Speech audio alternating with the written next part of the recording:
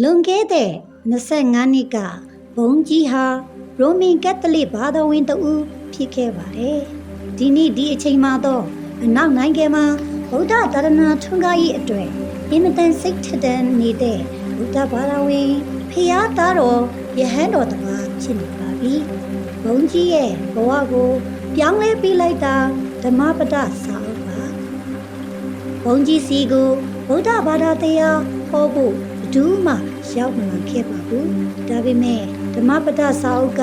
ဘုန်းကြီးရဲ့ဘဝကိုလုံးဝဥတုံပြောင်းလဲပြလိုက်ပါတယ်။တကယ်လို့ဓမ္မပဒစာအုပ်ကိုဒါမဖတ်မိခဲ့ရင်ဒီနေ့ထိဘုန်းကြီးရိုမန်ကက်သလစ်ဘာသာဝင်တဦးပဲဖြစ်နေမှာပါ။ဓမ္မပဒစာအုပ်ထဲကမြတ်ဗုဒ္ဓဓမ္မပဒအတွင်းနဲ့ရှိနေတဲ့မြတ်ဗုဒ္ဓဟာဘုန်းကြီးရဲ့ဘဝကိုအကျွတ်မဲ့ပြောင်းလဲပေးတဲ့ထိတ်တန်းသာသနာပြုပုဂ္ဂိုလ်မြတ်ကြီးပါပဲ။အတူမရှိတဲ့မြတ်ဗုဒ္ဓပြိဋိဘံဝန်ဆန်းချုပ်ငိမ့်သွားခဲ့ပြီးပေမဲ့မြတ်ဗုဒ္ဓရဲ့ဟောပြောချက်တရားဓမ္မတွေကတော့ယခုတိုင်းရှင်သန်လှုပ်ရှားလျက်ရှိနေစေပါယခုတိုင်းအလုံးလုံးနေစေယခုတိုင်းဟောပြောညွှန်ပြနေစေပါဒီစကားရက်တွေကိုပြောခဲ့သူကတော့တခေတ်တစ်ခါကထင်ရှားကြော်ကြားခဲ့တဲ့ကမ္ဘာဗုဒ္ဓသာသနာပြုအီတာလီယန်ဘုန်းတော်ကြီးဦးလောကနာထ1899 1966ဖြစ်ပါတယ်။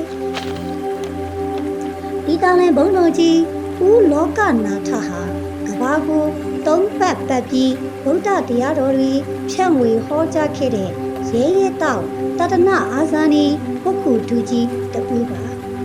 အီတလီနိုင်ငံမီလန်မြို့မှာမွေးဖွားပြီးအမေရိကန်နိုင်ငံနယူးယောက်မြို့မှာကြီးပြင်းတဲ့ဦးလောကနာထဟာလူဘဝတုန်းကဓာတုဗေဒပွဲရာဓာတ်ခွဲပညာရှင်တဦးဖြစ်ပါတယ်လူအမည်ကဆာဘာတိုရီစီပိုဖီပါဒီနေ့ဓာတ်ခွဲခန်းတစ်ခုမှာဓာတ်ခွဲအလုံးနဲ့လုံရှုံနေတုန်း COP ကိုဓာတ်ခွဲပညာရှင်မိတ်ဆွေတဦးကဓမ္မပဒနဲ့ဗုဒ္ဓဝေနှစ်ခုတွဲထားတဲ့စာအုပ်ကြီးတစ်အုပ်ဖတ်ဖို့လာပေးပါတယ်။အဲ့ဒီစာအုပ်ဖတ်ပြီးတဲ့ဆိုရင်ပဲဓာတ်ခွဲပညာရှင်ဓာတ်ပွဲသွားလိုက်တာ COP တယောက်ဗုဒ္ဓဘာသာဝင်အဖြစ်ကူးပြောင်းတော့တာပါပဲ။ဗုဒ္ဓဘာသာကမှသိပ္ပံနိကျဘာသာတဲ့သိပ္ပံပညာနဲ့သိပ္ပံပညာရဲ့စံတက်ခံကို